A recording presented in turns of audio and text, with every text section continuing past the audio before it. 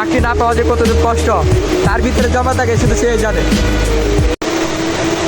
Hello, আসসালামু আলাইকুম। আপনারা সবাই কেমন আছেন? আশা করি ভালো আছেন। আমিও আলহামদুলিল্লাহ ভালো আছি। আজকে আপনাদের মাঝে আমার জীবনে সবথেকে ঘটে যাওয়া খারাপ সময় একটা শেয়ার করব। আমি যখন এসিটি পরীক্ষা দিই 2024 সালে এসিটি পরীক্ষা দেওয়ার পরে মানে প্ল্যান করছি যে আমি লেখাপড়া করবো না, আমি ঢাকা শহরে একটা জব করব।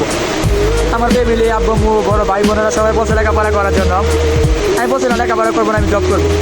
পরে বাড়ি থেকে চলে আসবো নিয়াদ করছি যে আমার এক বোন থাকে, দুলা ভাই থাকে মাস্টার বাড়িতে। আমার যেহেতু সার্টিফিকেট নাই, আমি আমার মেজো ভাই সার্টিফিকেট নিয়ে চলে আসছি গাজীপুর মাস্টার বাড়িতে। চাকরির জন্য ঘুরছি, চাকরি হয় না। পরে আমার দুলা ভাই আমাকে ট্রেনিং সেন্টারে ভর্তি করছে যে কাজ শিখায় চাকরির জন্য, ইন্টারভিউ দেওয়ার জন্য। প্রায় 1-1.5 মাস কাজ শিখলাম।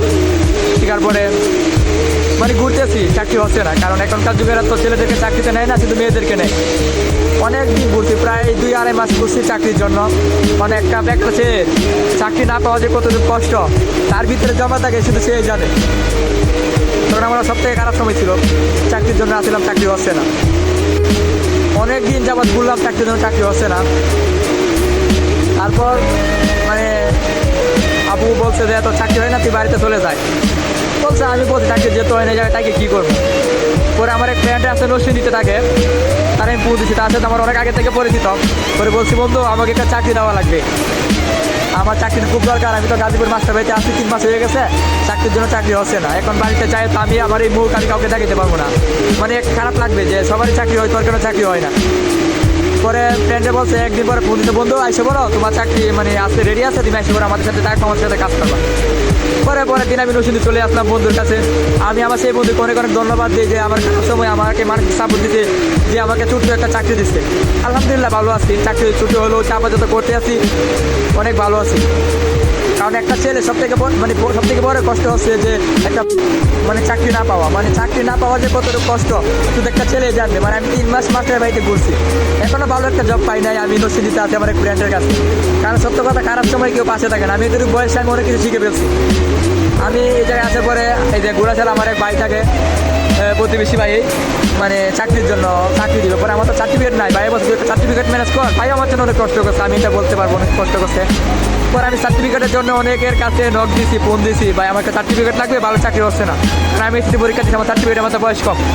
পরে অনেকে সার্টিফিকেট আমাকে দেয় নাই, তার বুঝেন তা কেউ ভালো কেউ চায় না। অনেকে নক দিছি, রিপ্লাই দেয় নাই। আমি এই জন্য পরে আর কাউকে কোনো কিছু বলি নাই। সত্য কথা বলতে কেউ ভালো কেউ চায় না এখন বর্তমান যুগে। সার্টিফিকেটের জন্য আমি কত কিছুই না করছি। কারণ আমার মেয়ের ভাই সার্টিফিকেট ছিল, সার্টিফিকেটের বয়স ছিল 27-26 বছর বয়স ছিল। তো তার বয়সের সাথে আমার বয়সটা বেশি যাবে না, এর জন্য তো আর কি আর করবো। অনেক কষ্ট পাইছি, কারণ আমি দেখতেছি আপনার থেকে পর অনেক ভালো। আমি এতটুকু বয়সে অনেক কিছু শিখেছি। কি বলবো আপনাদের মাঝে, আমার যেটুকু বল আমি তো গুছিয়ে কথা বলতে পারলাম না। ওকে, ভালো থাকবেন, আর কিছু বলার নেই। খারাপ সময় কেউ পাশে থাকে না, দিন শেষে আপন বলতে কেউ নেই।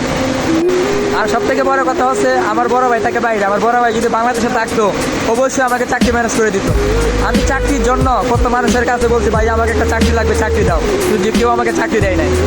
যদি আমার ভাইয়া থাকতো, আমাকে অবশ্যই চাকরি দিত। আর বলার কিছু নাই। তবে আমি দিন শেষে এটা বুঝতে পারতেছি যে আপন ভাই বোন ছাড়া আপন বলতে কেউ নাই। আপনার ভালো শুধু আপনার বাবা মা, ভাই বোন, ওরা সবাই আপনার ভালো চাইবে, আর কেউ আপনার ভালো চাইবে না। এটাই, কারণ পৃথিবীতে কেউ নাই আপনাকে সঙ্গ দেওয়ার মতো, আপনাকে সাহস যোগানোর মতো একমাত্র আপন ভাই বোন ছাড়া আর কেউ নাই।